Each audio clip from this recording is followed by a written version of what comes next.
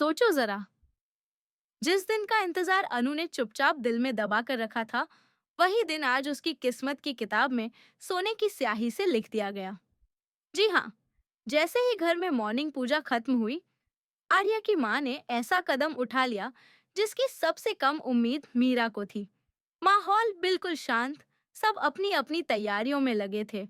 और तभी आर्या की माँ ने अनु को अपने पास बुलाकर बोली, तुम्हें पता है, जब से तुम इस घर में आई हो, दिल को एक अलग सी शांति मिलती है।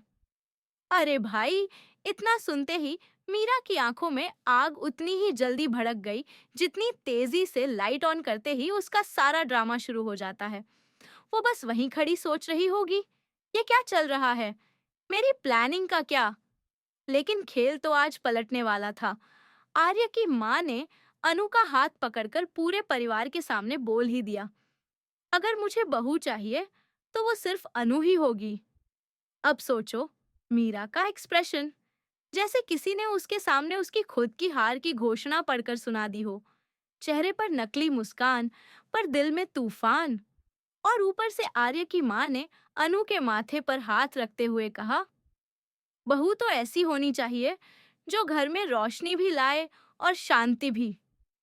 भाई, इस लाइन ने तो मीरा के दिल पर ऐसे प्रहार किया जैसे किसी ने उसकी सालों की महत्वाकांक्षा को एक ही झटके में धूल में मिला दिया हो।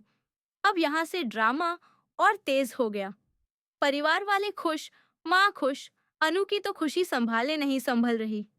और आर्य, वो तो अनु को ऐसे देख रहा था जैसे किसी ने उसकी खुद की मन की बात शब्दों में बोल दी हो। लेकिन मीरा, वो अंदर ही अंदर आग में घी डालने की तैयारी कर रही थी। सबको लगा कि बस अब माँ का आशीर्वाद मिला, सब ठीक। पर मीरा की प्लानिंग, वो कब रुकती है। तभी मीरा सबसे सामने नकली मुस्कान के साथ बोली, वाकई अनु, तुम्हारी किस्मत बहुत अच्छी है। माँ ने तुम्हें बहू मान लिया, लेकिन देखते हैं ये खुशी कितनी देर टिकती है। ये सुनकर माहौल एक सेकंड में ठंडा हो गया।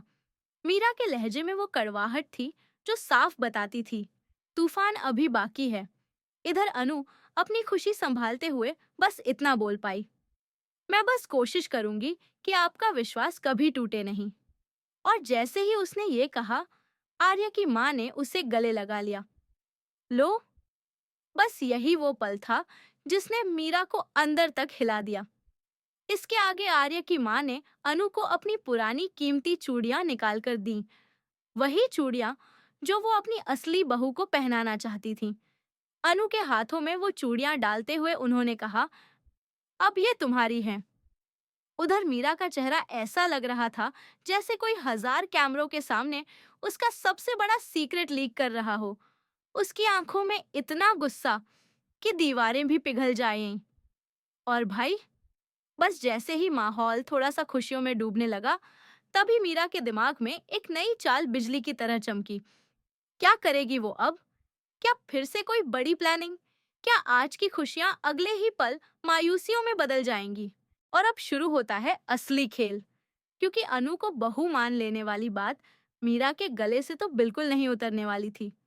जैसे ही सभी लोग थोड़ा रिलैक्स होकर लिविंग रूम में बैठते हैं, मीरा चुपचाप कोने में खड़ी सबको देख रही होती है। बिल्कुल वैसे जैसे कोई शिकारी सही पल का इंतजार कर रहा हो। उसकी आंखों में वही पुरानी जलन, वही ईर्ष्या, वही क्यों हर चीज अनु के पास ही जाती है वाला जहर भरा सवाल घूम रहा था। अनु चुपचाप माँ के पास बैठकर उनके पैरों में तेल लगा रही थी, और माँ भी उसे वैसे ही दुलार दे रही थी जैसे सालों बाद उन्हें अपनी खोई हुई बेटी मिल गई हो। यह दृश्य जितना खूबसूरत अनु के लिए था, उतना ही चुभने वाला मीरा के लिए। और इसी चुभन ने मीरा के दिमाग में एक ऐसा आइडिया दिया जो आने वाले एपिसोड का सबसे बड़ा धमाका बन गया। मीरा अपने कमरे में जाकर फोन उठाती है और किसी से धीमी आवाज में बात करने लगती है। आज नहीं तो कभी नहीं, मुझे अभी चाहिए वो सबूत जिससे माँ का विश्वास अनु से हटकर मेरी तरफ आ जाए। अब ये सबूत क्या था, किसके पास था, कैसे मीरा के हाथ लगेगा, इस पर एक दमदार ट्विस्ट आने वाला था। उधर अनु को बिल्कुल अंदाजा भी नहीं था कि उसकी खुशियों के पीछे छिपकर कोई उसके पतन की कहानी लिख रहा है। अनु तो बस यही कोशिश कर रही थी कि माँ की उम्मीदों पर खरी उतरे। वो किचन में जाकर माँ की मनपसंद चाय बनाती है, कप ट्रे में रखकर बाहर लाती है, और जैसे ही माँ को देने वाली होती है, तभी मीरा बीच में आगे आकर ट्रे पकड़ लेती है और कहती है, अरे अनु, तुम क्यों इतना मेहनत कर रही हो? बहू बनने का मतलब ये नहीं कि सब कुछ तुम पर ही छोड़ दिया जाए। उसकी ये मीठी सी बात सुनने में तो अच्छी लगती है, लेकिन टोन ऐसी कि कोई भी समझ जाए वो ताना मार रही है। और अनु, उसने चुपचाप सिर झुका लिया। पर आर्य, वो सब समझ रहा था।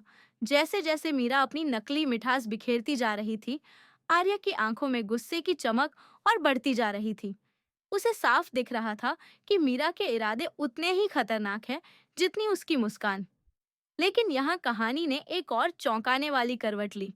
आर्य की माँ ने मीरा की हरकतों को नोटिस कर लिया था।